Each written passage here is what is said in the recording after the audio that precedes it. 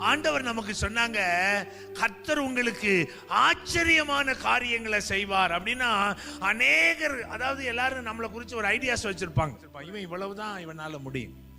நாமளே நம்மளை குறித்து ஒரு ஐடியா வச்சிருப்போம். நம்மளை பத்தி பெருசா மத்தவங்க பேசலாம், ஆனா நான் எப்படிப்பட்ட மனநிலையில இருக்கிறேன். கிதியோனை குறித்து கர்த்தர் பேசுறாங்க, பராக்கிரமசாலியே கர்த்தர் உன்னோடு கூட.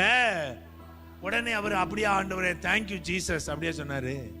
உடனே அவர் சொன்னார், நானே எவ்வளவு சின்ன பையன், நான் என் கோத்திரத்துல சின்னாலு, என் ஜனத்துல சின்னாலு, என்ன பார்த்து அப்படின்னு அவர் என்ன செய்கிறார், நகைக்கிறார். அல்லேலூயா.